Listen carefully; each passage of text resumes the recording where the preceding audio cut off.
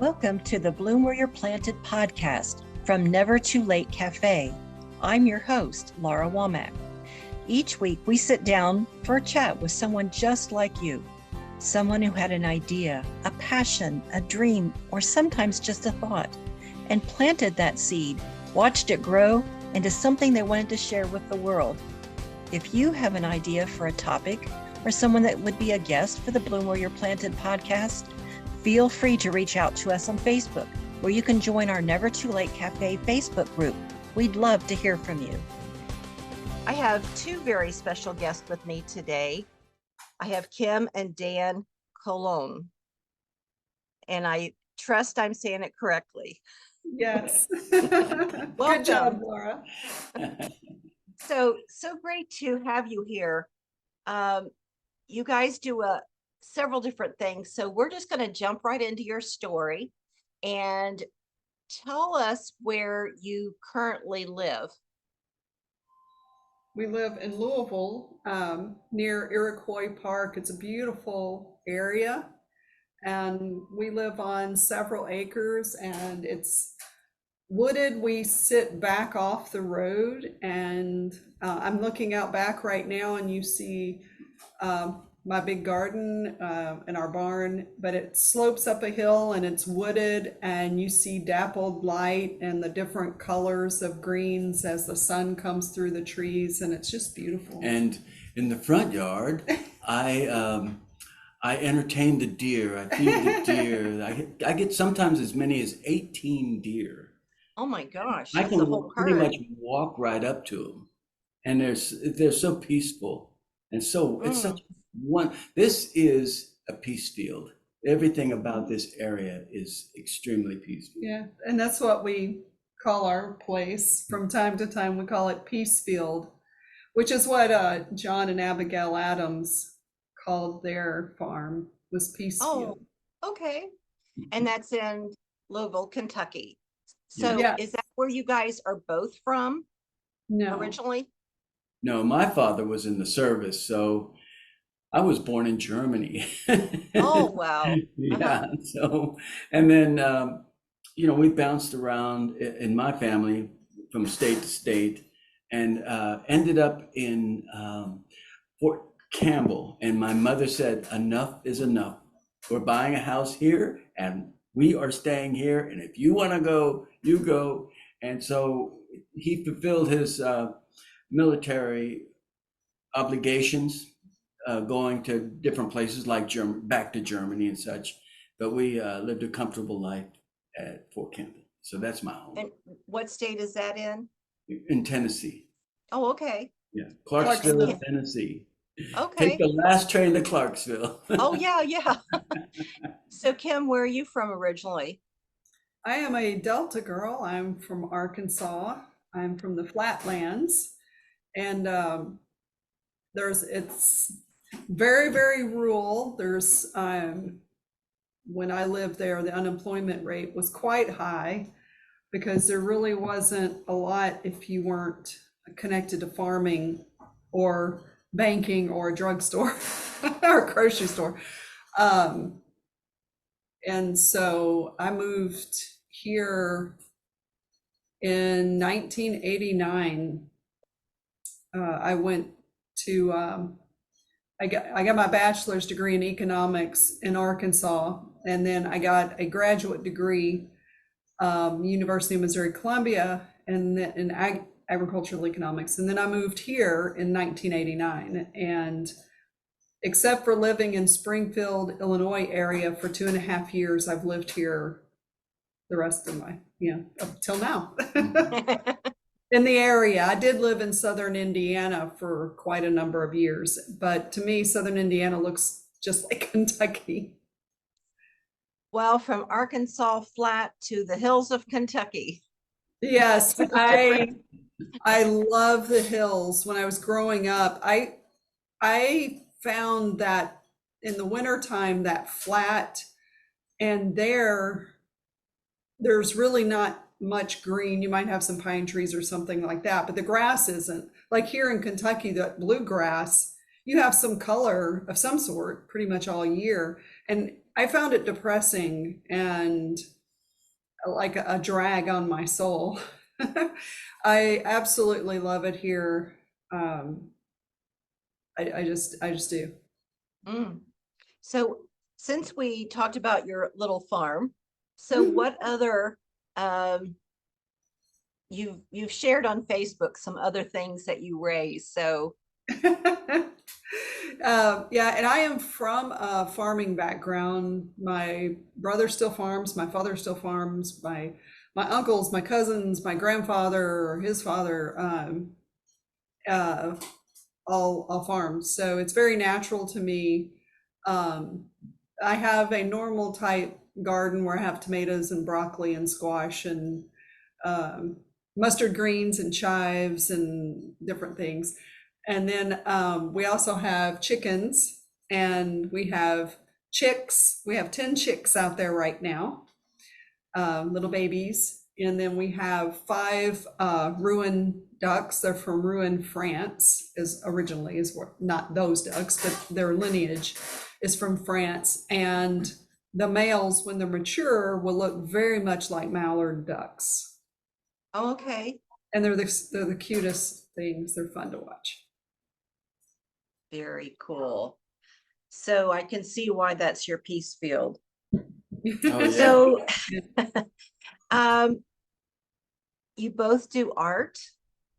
Can you talk about the type of art you do? And I think Dan should go first. Because he had a career in marketing and went to school for art and has been art a long time. So I'm going to let him go Yeah. first. I started off as a sculptor and realized, boy, I'm not sure if I'm going to make much of a living as a sculptor. So I decided to get a degree in advertising. And that became actually a wonderful thing to do. Of course, it had its stress, time frames and all that stuff. But all in all, it felt good to see some of your own work out everywhere. If you can understand. One of the things I'm most proud of, it's one of them, is the fact that the KFC bars, the red and white bars that you see on the KFC Kentucky Fried Chicken logo, that's their corporate logo, and I did that.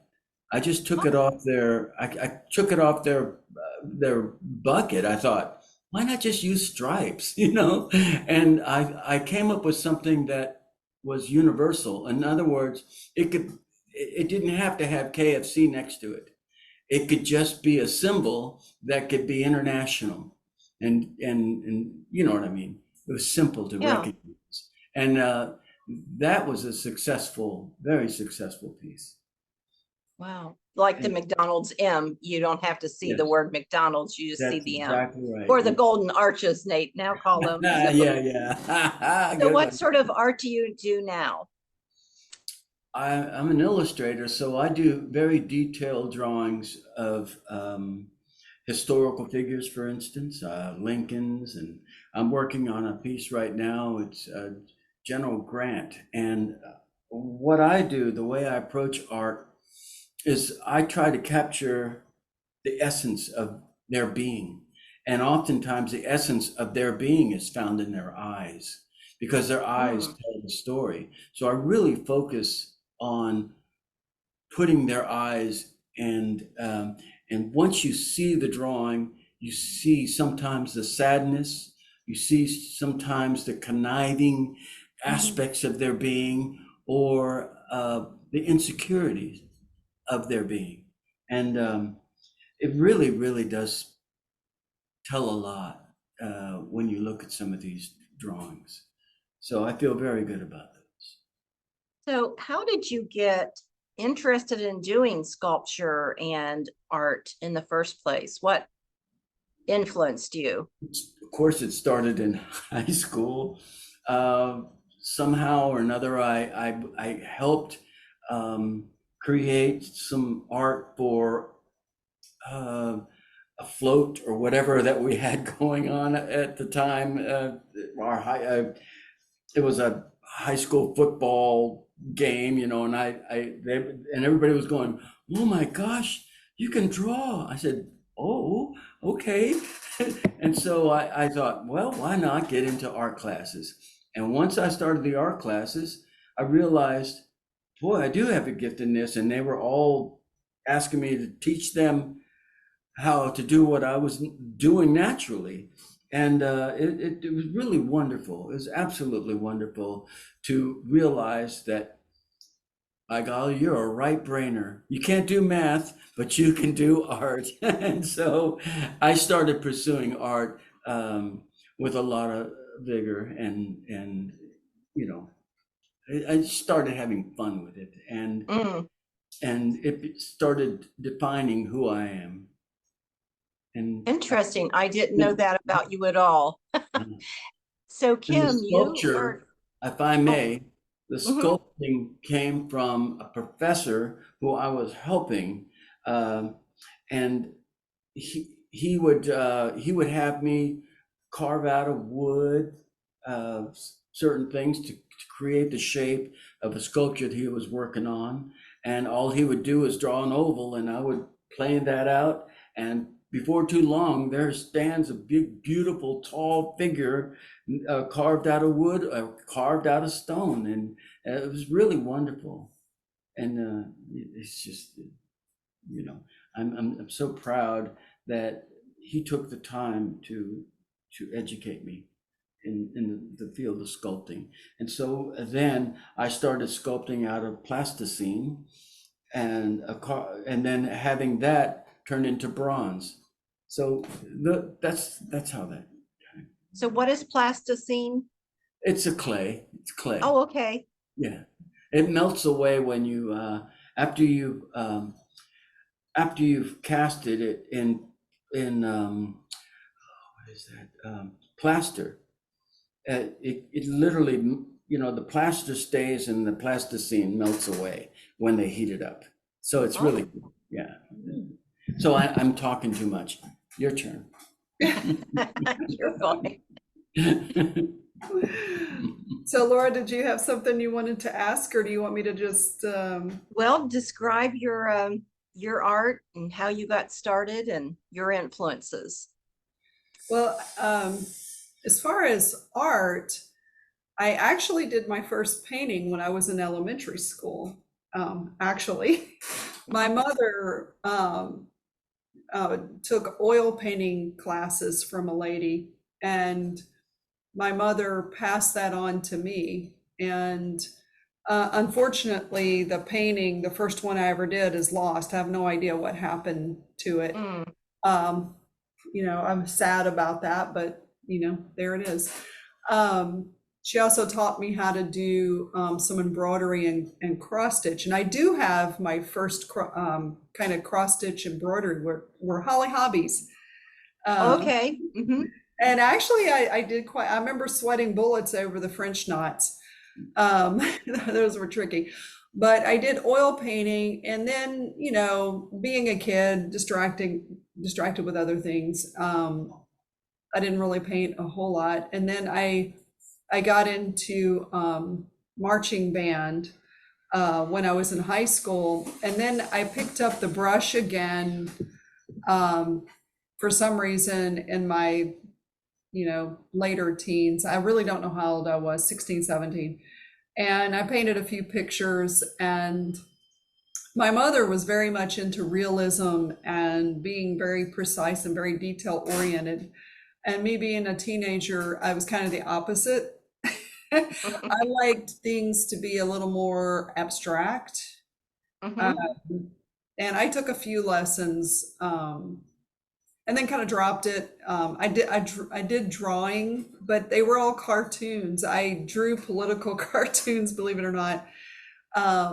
And then some political cartoons like Doonesbury, just for fun, kind of doodling around. I took art class, but I did not believe in myself really in any shape, form, or fashion when I was younger.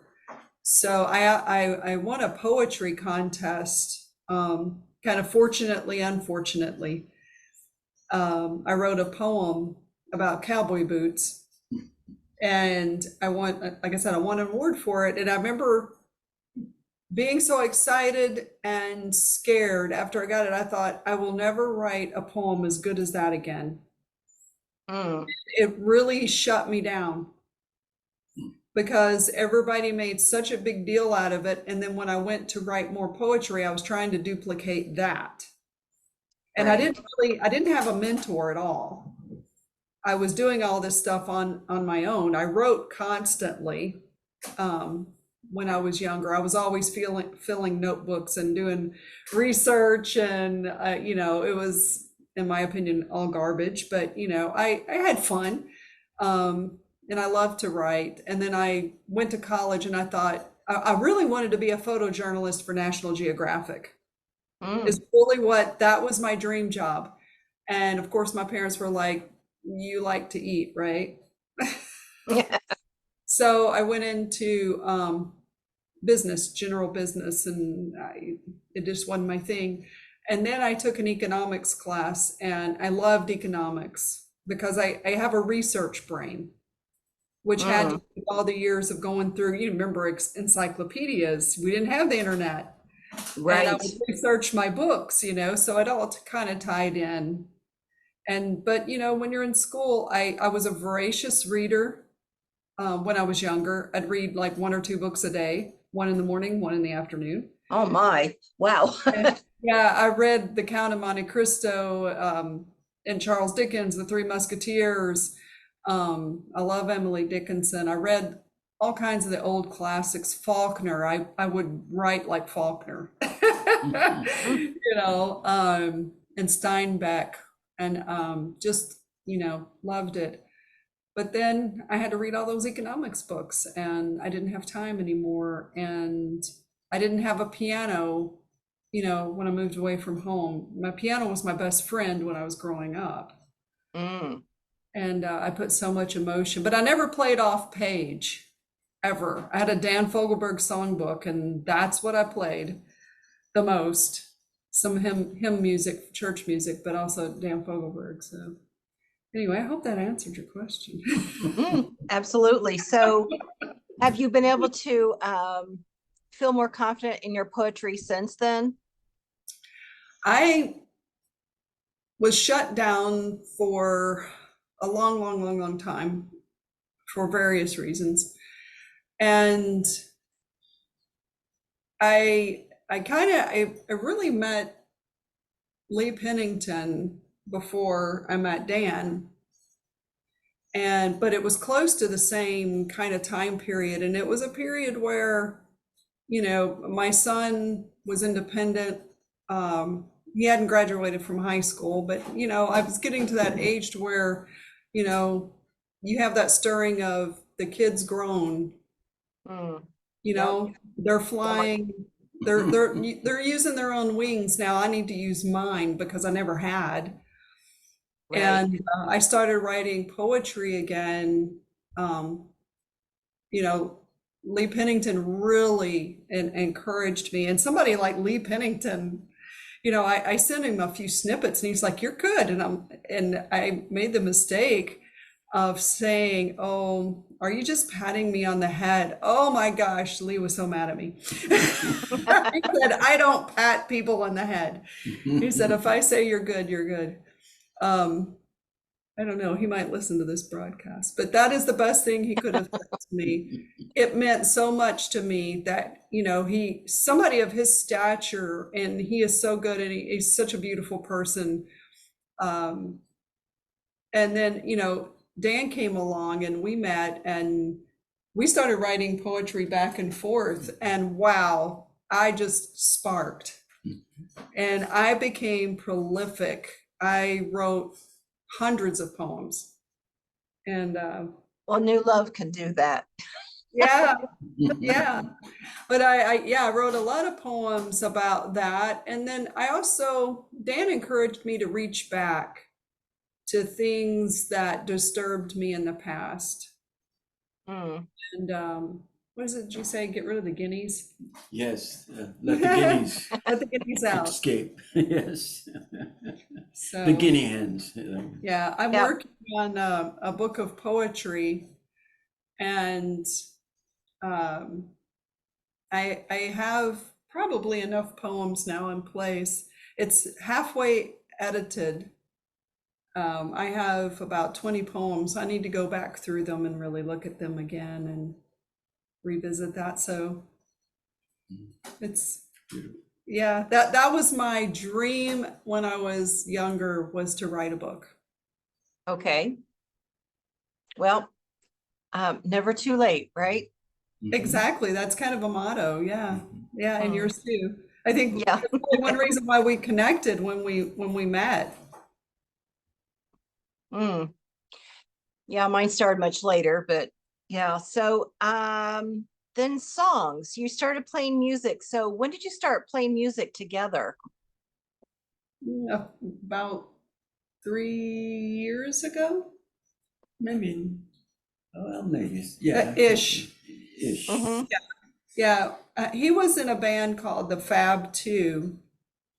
And, Dan's played music really all his life, one way or the other, informally in family. His family they're very musical. His sister and his brother are amazing singers as well. The sibling harmony is amazing between Wow. Dan and his brother Ivan and his sister Cindy. Amazing, amazing sibling harmony. So I had I was so scared to sing. I actually took voice lessons a little while before I met Dan, and I was so scared the first lesson that the only way to get any sound out of my mouth was to turn my back to the voice teacher. And I'm not Oh. kidding. Mm. I'm not kidding. I was almost in tears. And she was so beautiful, such a beautiful person, beautiful soul. And I trusted her Mhm.